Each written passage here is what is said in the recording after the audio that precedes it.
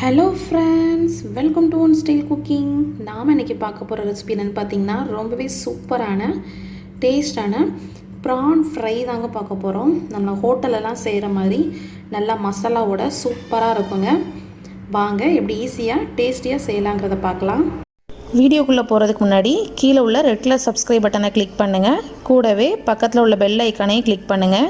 அப்போ தான் நான் போடுற வீடியோ எல்லாமே உடனுக்குடன் உங்களுக்கு தெரிய வரும். வாங்க இப்போ வீடியோக்குள்ளே போகலாம். இறால் வறுவல் பண்ண போகிறோம். இன்றைக்கி ப்ரானை நல்லா நான் க்ளீன் பண்ணி எடுத்து வச்சுருக்கேன். பார்த்திங்கன்னா மேலே இந்த குடல் இருக்கும், அதெல்லாம் நல்லா க்ளீன் பண்ணிக்கோங்க. இது ஒரு 1/2 கிலோ போல் ப்ரான் நல்லா கழுவி எடுத்ததுக்கப்புறம் நம்மளுக்கு இந்த அளவு தான் குவான்டிட்டி இருக்கும். இப்போ இது நம்ம மேரினேட் பண்ணிடலாம். வீட்டில் உள்ள மசாலா மட்டும் பயன்படுத்தி நம்ம சூப்பராக டேஸ்டியாக செய்யலாம். இதில் ஒரு 1/4 டீஸ்பூன் போல் மஞ்சள் தூள் சேர்த்துக்கலாம். கூடவே ஒரு 1/2 டீஸ்பூன் மல்லித்தூள், கோரியண்டர் பவுடர், காரத்துக்கு நான் 1 டீஸ்பூன் போல் ரெட் சில்லி பவுடர் சேர்த்துருக்கேன். நார்மல் மிளகாத்தூள் யூஸ் பண்ணிங்கன்னா உங்களுக்கு காரத்துக்கு ஏற்றால ஒரு 3/4 டீஸ்பூன் அளவுக்கு சேர்த்துக்கோங்க. கரம் மசாலா தூள் இல்லைன்னா நீங்கள் வீட்டில் ஏதாவது 65 மசாலா கூட யூஸ் பண்ணிக்கலாம், ரொம்ப நல்லாயிருக்கும். இப்போ இது கூட தேவையான அளவு நம்ம உப்பு சேர்த்துக்கலாம். இது கூடவே ஒரு 1/2 டீஸ்பூன் போல் இஞ்சி பூண்டு பேஸ்ட் சேர்த்துக்கோங்க. அப்புறமா கொஞ்சமாக நம்ம லெமன் சேர்த்துக்கலாம், ஒரு 1/2 லெமன் போல் புழிஞ்சு சேர்த்துக்கலாம். இப்போ நம்ம எல்லாத்தையும் சேர்த்து நல்லா மிக்ஸ் பண்ணிக்கோங்க. இந்த மசாலா நல்லா எல்லா இடத்துலையும் நல்லா ஈவனாக பரவணும். இது நம்ம தண்ணி எதுவும் சேர்க்கணுன்னு அவசியமே இல்லை. அந்த இஞ்சி பூண்டு அப்புறம் அந்த ப்ரானில் உள்ள ஈரத்துலேயே நம்மளுக்கு அது எல்லாமே நல்லா மிக்ஸ் ஆகிடும்.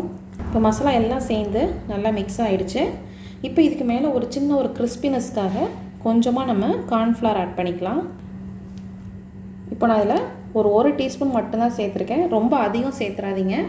இந்த குவான்டிட்டிக்கு இந்த அளவு போதும். இப்போ எல்லாம் சேர்த்து இதையும் நல்லா மிக்ஸ் பண்ணிடலாம். கார்ன்ஃப்ளவர் இல்லைன்னு நினச்சிங்கன்னா நீங்கள் அரிசி மாவு கூட சேர்த்துக்கலாம். அதுவும் நம்மளுக்கு அந்த வறுத்து நம்ம ஃப்ரை பண்ணி எடுக்கிறப்ப நம்மளுக்கு ஒரு நல்லா கிறிஸ்பினஸ் கொடுக்கும். இப்போ நல்லா மிக்ஸ் பண்ணியாச்சு. மசாலாவும் நல்லா கோட் ஆகிடுச்சு. இப்போ இதை நான் ஒரு 1/2 hour மட்டும் நல்லா ஊற வச்சு எடுக்க போகிறேன். இப்போ கடாய் நல்லா சூடாகிடுச்சு. கடாயில் நம்ம ஆயில் சேர்த்துக்கலாம். நான் இன்றைக்கி டீப் ஃப்ரை பண்ண போகிறதில்ல, ஷாலோ ஃப்ரை தான் பண்ண போகிறேன். இதில் நான் இன்றைக்கி நல்ல வாசனைக்காக தேங்காய் எண்ணெய் பயன்படுத்தியிருக்கேன். நம்ம மேரினேட் பண்ணி வச்சுருந்தோம்ல அந்த ப்ரானை சேர்த்துடலாம். அடுப்பு மீடியம் ஃப்ளேமில் வச்சுக்கோங்க. ரொம்ப ஹை ஃப்ளேமில் வச்சுட்டிங்கன்னா உங்களுக்கு ப்ரான் சீக்கிரம் ஹார்டான மாதிரி ஆயிரும். இப்போ இதை ஃப்ரை பண்ணும்போதே ஒரு பச்சை மிளகாவை இந்த மாதிரி 4 கீரி சேர்த்துருக்கேன். இது கூட கொஞ்சம் கருவேப்பிலை சேர்த்துக்கோங்க. கருவேப்பிலை தேவைப்பட்டால் சேர்த்துக்கோங்க. ஆனால் நம்ம ஃப்ரை பண்ணி இந்த கருவேப்பிலையோடு சாப்பிடும்போது ரொம்ப சூப்பராக இருக்கும். இப்போ அதை நல்லா மிக்ஸ் பண்ணி விட்டுடலாம்.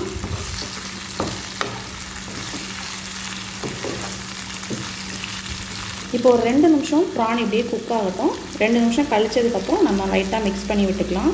இப்போ பார்த்திங்கன்னா ஓரளவுக்கு நம்ம நல்லா ஃப்ரை ஆகிடுச்சு. இப்போ 2 சைடு அந்த மாதிரி மாற்றி பரட்டி போட்டு நல்லா ஃப்ரை பண்ணி எடுத்துக்கோங்க. பாருங்கள், இப்போ நல்லா ஃப்ரை ஆகிடுச்சு. இப்போ நம்ம எடுத்துடலாம். இப்போ மசாலா ரெடி பண்ணுறதுக்கு நம்ம ஒரு பேனில் கொஞ்சமாக ஆயில் சேர்த்துக்கோங்க. ஆயில் சூடானதும் கொஞ்சமாக பெருஞ்சீரகம் சேர்த்துக்கலாம்.